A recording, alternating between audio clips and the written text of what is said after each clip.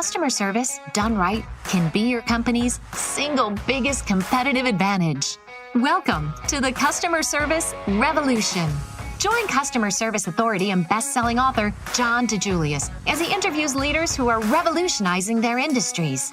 This is more than a podcast, though. It's a movement. The Customer Service Revolution is a radical overthrow of conventional business mentality designed to transform what customers and employees experience. If you're a revolutionary customer service leader who's ready to stop competing on price and obsessed with building a brand that people cannot live without, this podcast is for you. Hello, revolutionaries. My name is Dave Murray, and I am the senior consultant for the DiJulius Group, welcoming you to episode 54 of the Customer Service Revolution podcast. And I am excited today to have a really good friend of ours join us on the podcast. His name is Dan Gingiss. Now, Dan, you may have seen before. He's been at the Customer Service Revolution Conference as a speaker in the past. He will be there again this year on October 5th and October 6th in Cleveland, Ohio. Dan has a book coming out on September 14th called The Experience Maker. And Dan is so interesting because he brings a combination of years experience in corporate America, combined with being a social media expert, and now really focused on the experience that companies are able to make. And he's put it all together in his book, The Experience Maker, which is such a great read. I was able to get an advanced copy and read it before our interview today. And I'm excited to share that with you. So on today's meeting, you will learn things like, how do you create an experience that people want to share? How can you be witty or clever in your experience? What does that look like? Dan's going to share some really great examples. And I love that he's going to talk about how to be extraordinary, but his definition of extraordinary. Because a lot of times when we hear extraordinary, we think big and grand. And Dan really focuses on being just a little bit better than ordinary. And how can we get our teams to focus on doing that? So again, Dan Gingiss is joining us today on episode 54 of the Customer Service Revolution podcast. Let's dig in.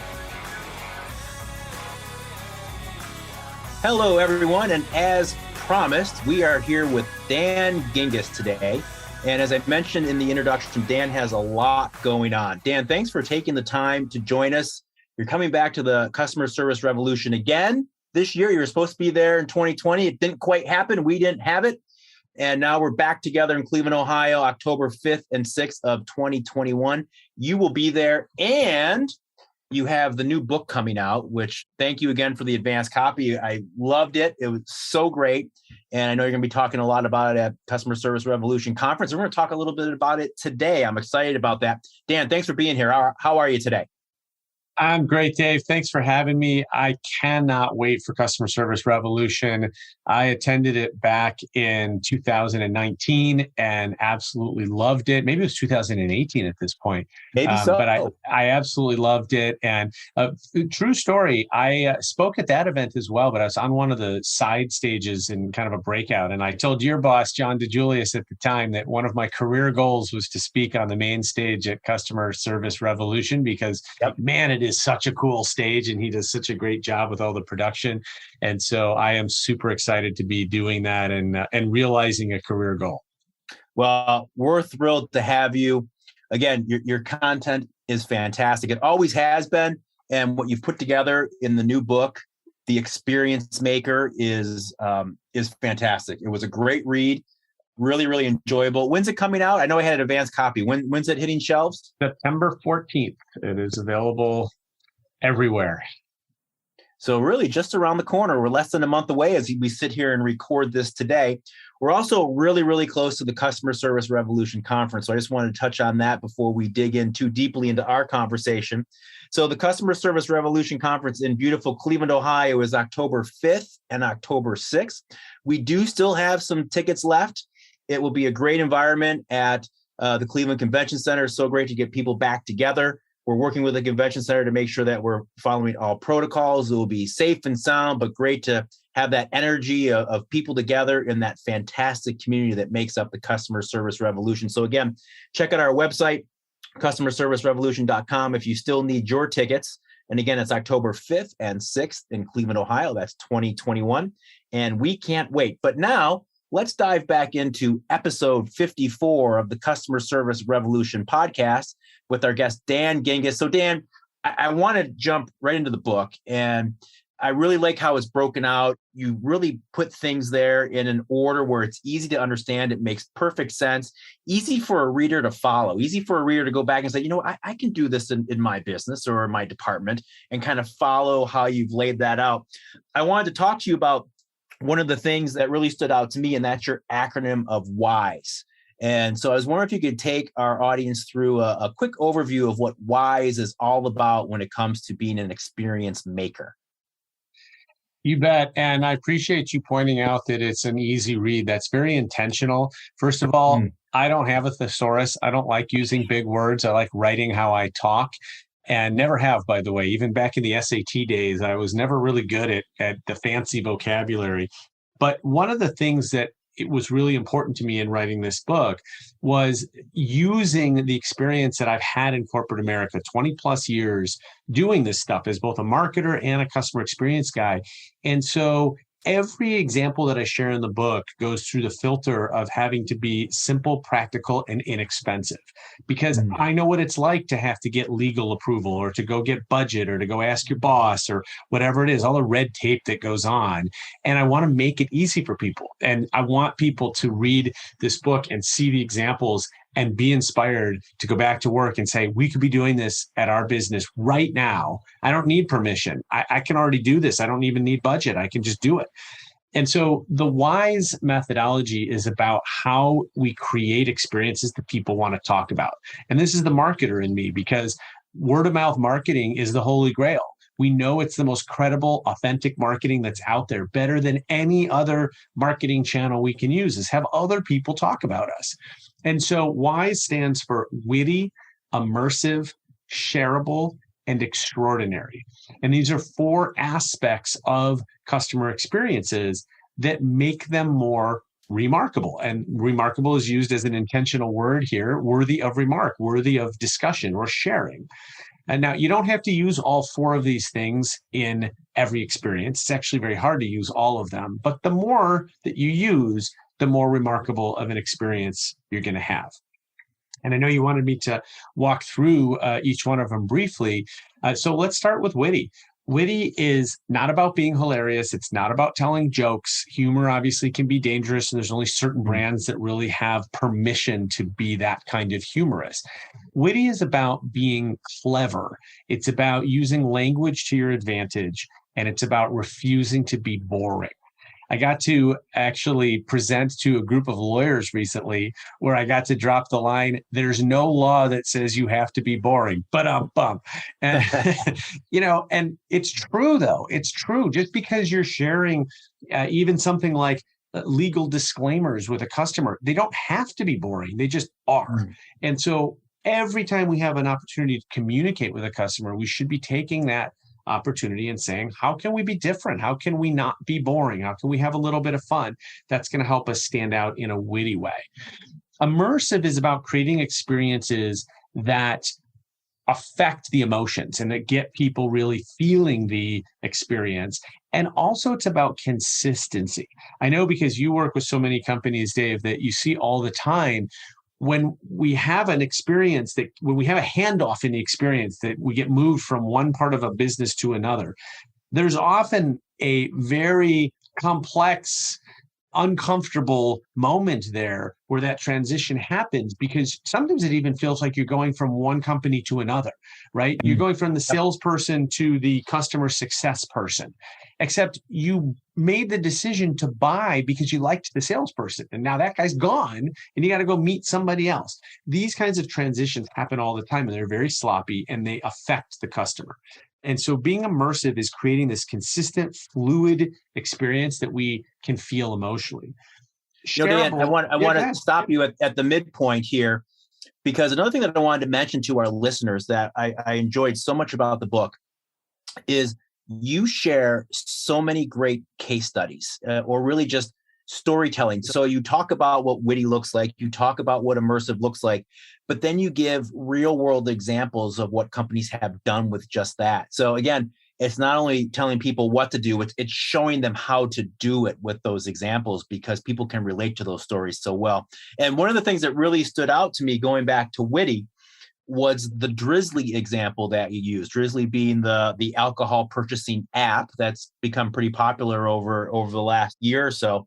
How they made a mistake and they used witty to really recover well from that mistake, while a lot of organizations might not think to go down that path. They might think about trying to be more professional. Not to say that Drizzly wasn't professional, but they really kind of picked on themselves and made it funny as they recovered from an email that wasn't supposed to go out. Look, being self-deprecating is often makes you endearing to the other party, right? And being willing to admit your mistakes, to kind of laugh it off, and of course to fix the mistakes too. And I think Drizzly did an amazing job of that. You know, the reason why I use storytelling as a device is because it's my belief, yeah, I bring a lot of experience to the table. I worked in corporate America for a long time, but I don't believe that people should listen to me just because I'm the one speaking on stage or I'm the one that wrote the book. I want them to look at these examples and see other companies actually doing this, as you mentioned, and be inspired by that. And say, wow, if Drizzly can do this, we can do this too. If Starbucks can do this, we can do this too. And the idea is to just give you ideas to think creatively and to come up with ways in your business that apply to you. And there's no business that this does not work for. I get a lot of B2B companies that say, well, does B2B really have to focus on customer experience? And my answer to that, somewhat sarcastically, is only if you're marketing to human beings, right? And that usually takes them aback. Because of course, B2B, I mean, you're not selling to a company or an entity or an edifice. You're selling to a person. And that person is a consumer in their other lives. And so every business has some human to human element of it. And that's why customer experience is so important, no matter what business you're in. Excellent. Thank you for that. I appreciate it. I stopped you in the middle of why. So off to shareable. Sure. So shareable is kind of an obvious one because after all, it's the conclusion we're trying to get at. We want people to talk about us.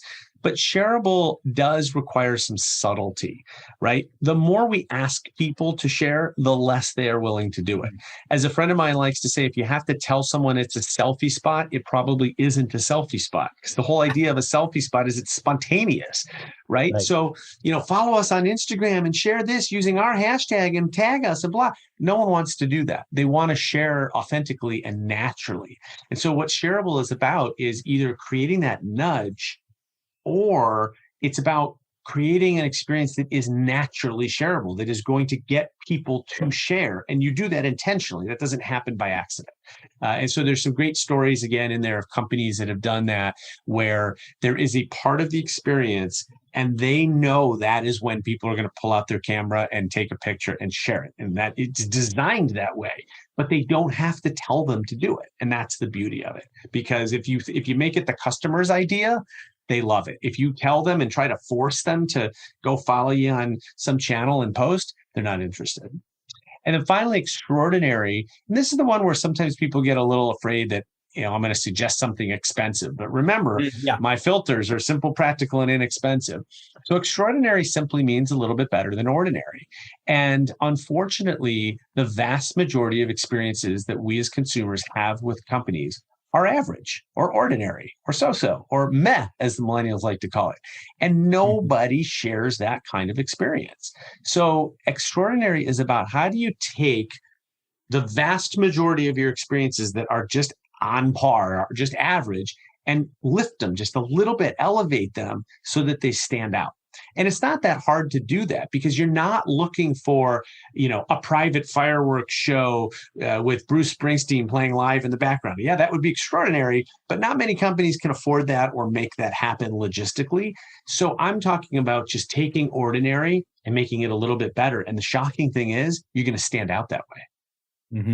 It reminds me, Dan, in our consulting business, when we're working with organizations and we're focused on helping them share important stories across their own organization, right? The old saying that great service companies are also great storytelling companies. They're sharing those examples, just like you're talking about, but they're sharing them internally so people understand what this looks like. And, oh, I could get recognition too if I just thought to do that. I never thought of whatever that example is. But we have to remind our client base sometimes to go small, right? People tend to want to go big. Like you just brought up the fireworks show, and they get a great story that comes in. And while that's important to share, we need to make sure that we're not muting all the other smaller, as you bring in, extraordinary, just a little above ordinary, and making sure that those get their due as well. You're totally right. And the small stuff counts. It adds up. It's not, the expectation isn't that you're going to, have private fireworks shows. The expectation is that you treat me like a human. I just had recently, unfortunately, my beloved cat died, and I had to bring him to the animal hospital. And a couple days later, after he died, I got a condolence card from the animal hospital. And it was so touching, right? And it cost him 55 cents to put that in the mail. I mean, it wasn't expensive, but man, it really got me and made me feel good about where I brought my pet, right? And so these things don't have to be hard or complicated, and small often is better. It's just that little action that you take to remind your customers that you care about them, that you understand that there's a human at the other end of the line. And I'll tell you, what we've all gone through together in the last year and a half with this pandemic has shined a brighter light on this kind of stuff, because people crave human interaction. And they want to be recognized. They want to have a relationship with the companies that they spend their hard-earned dollars with. And so, but again, don't fret. This doesn't have to be hard or expensive. So I love how you define extraordinary as just a little bit better than ordinary, because I think a lot of people, when they hear the word extraordinary, their brains go to big, right? They go to those big stories that we just talked about. And so I love how you define it that way, because those little stories are so important. Great stuff. So we talked about wise, witty, immersive, shareable, extraordinary. And then you go on in the book to explain to readers how their companies can become wiser. Can you share about becoming wiser? Sure. So first I make you wise to customer experience, but then I want to make you wiser than the competition. And the R in wiser is about being responsive. And this gets back to what I just said about customers wanting to have a relationship with brands. This didn't used to be the case. Back in the day, when the only way you could communicate with a brand was to either call them or write them a letter, there wasn't a desire for a relationship. But with social media, we can now have back and forth, and with chat and with, direct messages, texting, we can have a relationship with a brand, kind of like we have a relationship with a person. And a relationship, of course, goes two ways. And so when you are wise and you get people talking about you and you get this word of mouth marketing, then you got to, as a company, be part of the discussion. And you got to be there in social media to respond back to the people who are now complimenting you.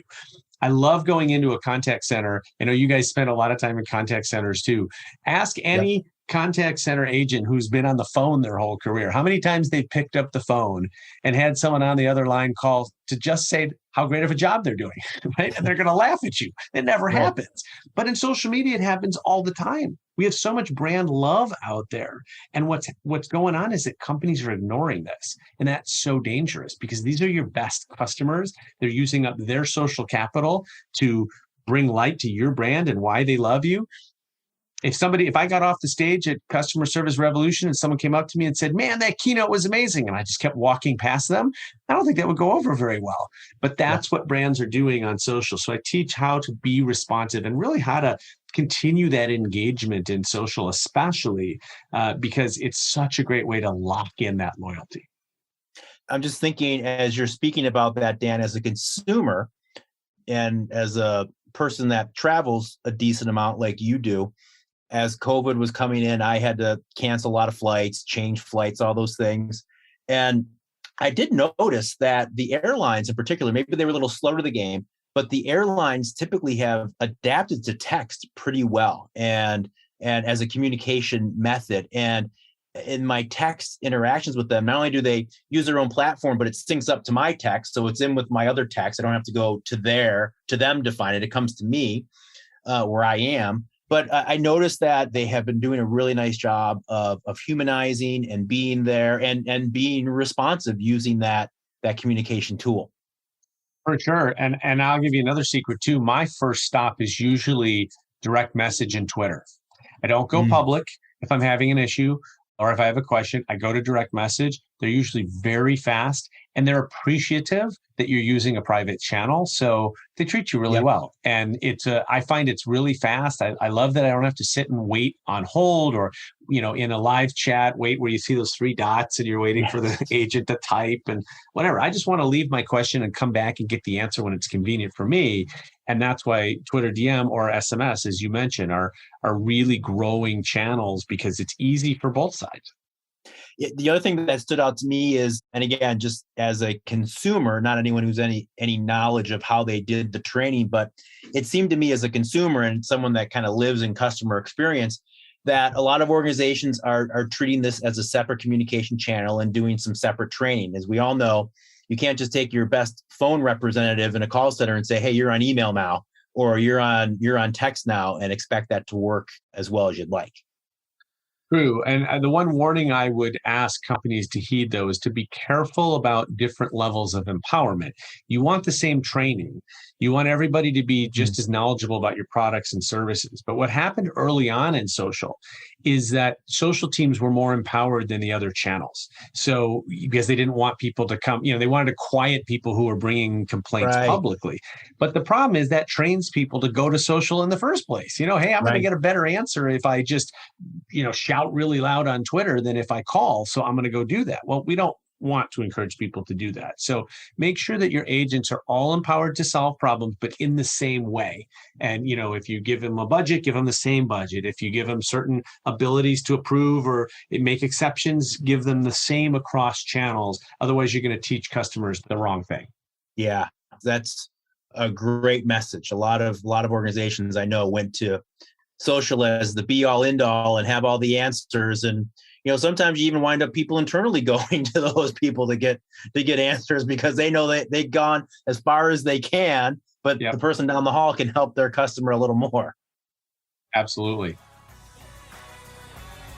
Have you registered yet? You're invited to join John, Jess, and the rest of the DiJulius Group team at the Customer Service Revolution Conference this October in Cleveland, Ohio. Get your tickets online, customerservicerevolution.com.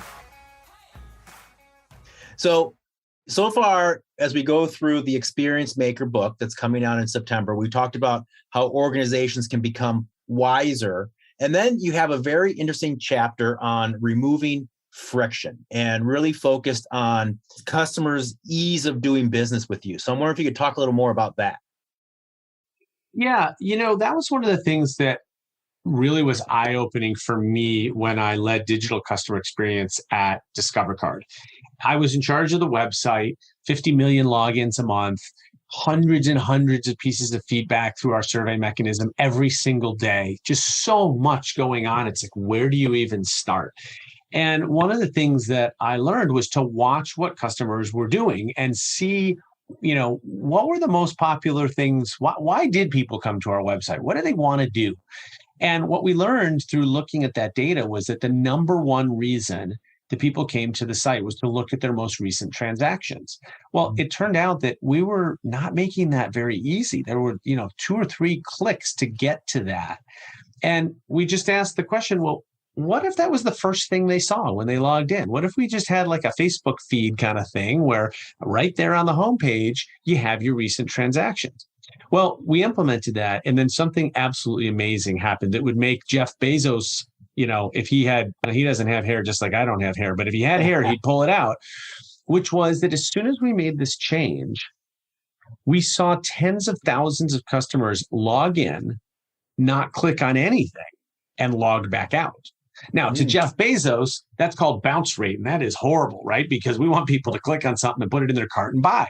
But to a credit card company, it's brilliant because it means that we gave the customer exactly what they wanted and we got them going about their day, right? Nobody wants to spend time on their credit card website. I had to convince my team of that, and it's like, I know that was a little bit crazy and out there, but sorry guys, no one wants to be on our website. They're here because they have to be. So our job is to get them going back along their day as fast as possible.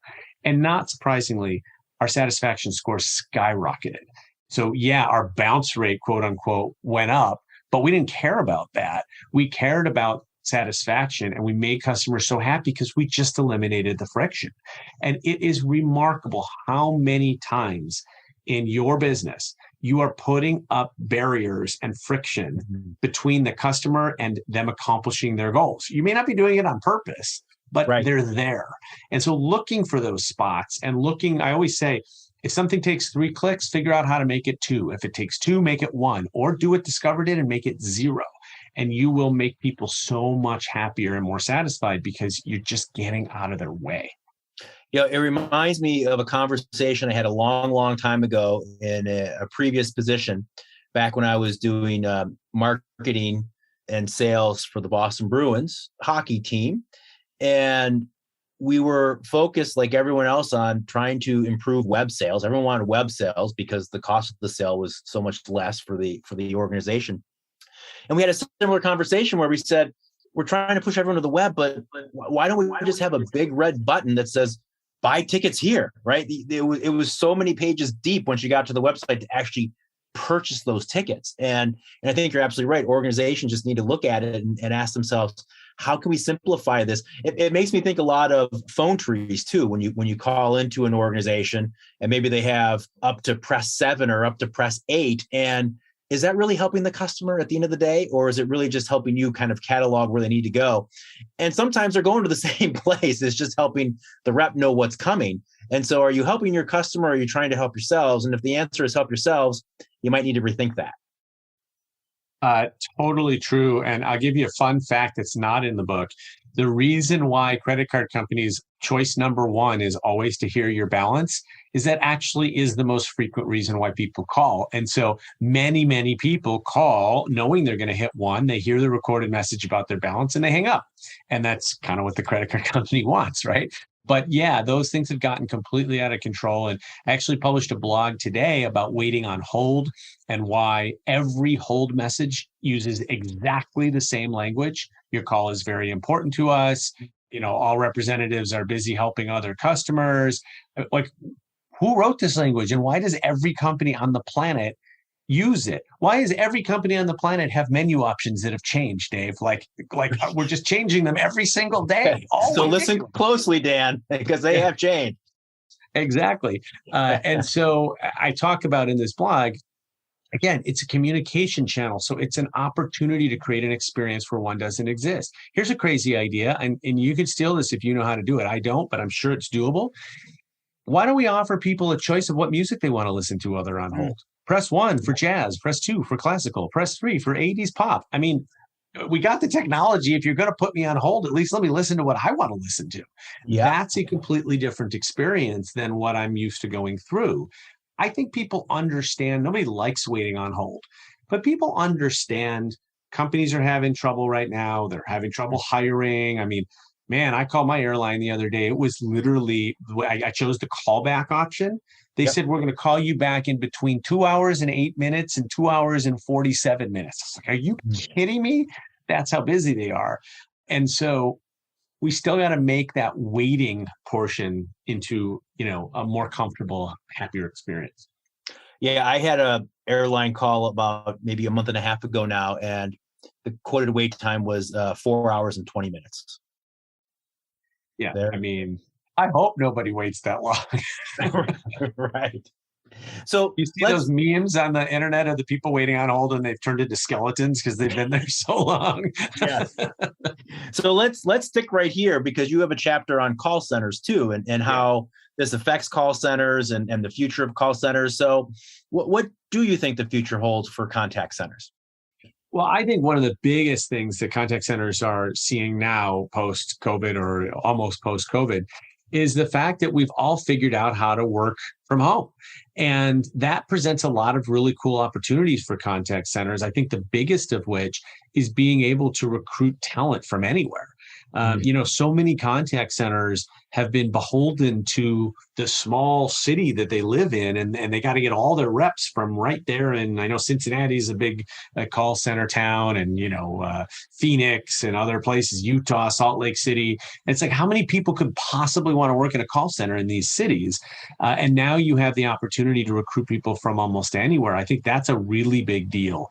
And I think that's going to help improve service, frankly, because not to be too blunt here, but basically, you can get rid of your worst performers and you can replace them with really good performers, and the rising tide lifts all boats in terms of the service. So I think that's definitely something. Clearly, as we've just mentioned, we saw contact centers really get overwhelmed during COVID. Some of them have still not recovered, but many of them, it was a shorter term thing where they were really overwhelmed. And so there's a part of the book too where I talked about business continuity planning and how important it is. I sat through BCP meetings in corporate America where we talked about this stuff, and it was like, pandemic, whatever, about pandemic, why are we even worried about this, And as it turns out, most business continuity plans lasted about 3 minutes once COVID happened, and then they tore them up and threw them out and had to start over. And so I do think contact centers are going to be much better prepared next time. They're going to have to be, because there will be a next time. It's going to be something. It may not be a pandemic, but it's going to be some other disruption to business. And we can't just accept that, it leads to 4-hour wait times. Right. And one thing that you have to say about a lot of companies, to their credit, when COVID first hit, and around the last time that you and I chatted on our podcast, things were just starting to slow down. We were in the stop the spread phase and just kind of getting into that. So many organizations pivoted so quickly and did it pretty well, right? Just imagine how much equipment had to be sent out to people's work from home stations or had to be picked up from the office, and so many moving pieces and parts, and a lot of organizations did it pretty seamlessly. They did. And there was also a great deal of innovation that happened that will outlive the pandemic. I mean, I like to tell a story. I actually am one of those guys that likes grocery shopping. So I used to always look forward to it. But I'll tell you, when I started doing that curbside pickup and I realized I was gaining 1.5 to 2 hours of my weekend back, I kind of got used to that, right? And my expectations are probably going to be that continues to be an offering for me even after the pandemic. And I think there were lots of other terrific examples of innovation. If you're looking for sort of some positivity in this whole thing, I do think that we saw a ton of innovation that was really customer friendly. That, again, I think some of these things will absolutely outlast the pandemic. Absolutely. So again, everyone, we are here with Dan Gingiss today on episode 54 of the Customer Service Revolution podcast. And we're talking about Dan's new book that will be out in about a month called The Experience Maker. And Dan, my last question for you, as we're starting to run a little short on time here, kind of on topic of what we just talked about. We were talking about contact centers, and that kind of led into COVID.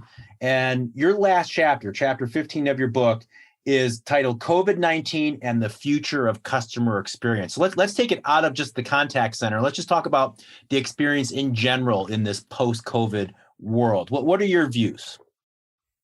Well, obviously, COVID changed everything. I think the good news, again, if you're looking for some positivity in our world, is it really shined a very bright light on customer experience and employee experience. It became more important than it ever has been. And hey, that's great, because that helps business for us. That helps keep us employed, and because companies need our help to execute on that stuff. I already talked about preparation and business continuity planning. A while ago, when there was all this regulation, financial regulation in the United States, people who were in compliance were all of a sudden in very high demand. And I remember being at Discover and them announcing that they had more compliance employees than marketing employees. I think the same thing is coming for business continuity planning. I think that is going to be a very high in demand skill set, because companies are going to realize we cannot be caught like this. If something like this happens again, we have to be much more prepared. I think this focus on safety is going to be a trend that outlives the pandemic. Physical safety, digital safety, data security, that sort of stuff, cybersecurity, but also physical safety in terms of people are not going to come to your restaurant or your store if they don't feel safe. And however you want to define that, they're afraid of getting a virus, they're afraid of tripping and falling, they're afraid of getting hit in the parking lot, whatever it is, safety is now on the top of customers' minds. And employees' minds, by the way. Yeah. Employees are not going to come to work if they don't feel safe. So safety is going to be a trend that really continues. And then I would say the other one is this connection, this human connection that I referred to before. And that again goes for both customers and employees. Is there was never a time in human history other than in the last year and a half where everyone was going through the same thing at the same time. So usually when we talk about great customer service or great customer experience, we bring up the word empathy. And in the last year and a half, it was pretty easy to be empathetic because you knew exactly what your customers were going through. You were going through the same thing. In fact, if you couldn't be empathetic, I don't hold out a whole lot of hope that you're ever going to be empathetic. But I do think that was so critical, and that customers remember the companies that took care of them when the chips were down. And even when we come out of COVID, they're going to remember that, and they're going to be like, yeah, this company was there for me. And I think that's going to be a continuing trend as well, that customers want companies to be there for them. And even in the beginning of COVID, it was as simple as we didn't know where to turn for information. We were getting conflicting stuff from the media. We were getting conflicting stuff from the government. We didn't know where to turn. And so a lot of people turned to the companies they trusted. And some companies really delivered and they were there for them. And some companies were too busy just checking the boxes, sending the same old email that everybody else was sending just so they could say that they did it. That was a real difference maker that, again, I think people will remember going forward. And there's a lot more, but those are the ones that I remember being some of the key trends. Yeah, great stuff, Dan. Really great stuff. I can't wait to see you on the main stage at the Customer Service Revolution Conference this October, because you have, again, just like the book, the book kind of mirrors your command of the stage. You have so many great facts and information, but you also wrap them in wonderful stories that really get the point across. I can tell you, your audience is going to get a lot of great stories from me, and I have so much fun storytelling on stage. So it's going to be a great show. And also, I'll say one other thing. The book is called The Experience Maker. That's not just my role, but that's the role that I try to teach other people to be. Mm-hmm. And so when I speak, it's really important to me that I am creating an experience for the audience, because that's what I'm teaching them how to do. So if I weren't doing that while I was teaching them, then I wouldn't be very credible. So I promise to do that for your audience at Customer Service Revolution. And for anybody listening, this really is, I'm not just saying it, this is one of the best events out there, both from the quality of the content and from the quality of the people that are there. The networking is unbelievable. Such great companies there, top executives. I met so many great people the last time, and I'm really looking forward to meeting some new friends this time. Yeah, Dan, I always like to say that at the Customer Service Revolution Conference, we don't have an audience. It's a community. It's a community of people that like to share their successes. You said before, a tide rises all boats. Same line of thinking at the conference, where people want to share their successes and help others achieve their own. And it's really a great thing to see. And the conference will be happening October 5th and 6th of 2021 in Cleveland. And Dan will be there on October 5th on the main stage. Can't wait to see you live and in person, Dan. Again, The Experience Maker, people can go and get it on September what? It's available September 14th, but available now for pre-order. So you don't have to wait. You just won't get to see it until the 14th. All right. So order it now. It will arrive to you as soon as possible, and make sure you look for it on the 14th when you're out and about. Dan, thank you so much for being here today. Dan, the Experience Maker Gingiss, we really appreciate it. And we'll see you in October. Thanks, Dave. I appreciate you having me. Thanks for tuning in to this episode of the Customer Service Revolution podcast. We appreciate all your reviews, so please be sure to give us a thumbs up and let us know what you're enjoying. And be sure to subscribe to hear all episodes on iTunes, Stitcher, Spotify, or wherever you listen to podcasts. Thanks for being part of the Customer Service Revolution.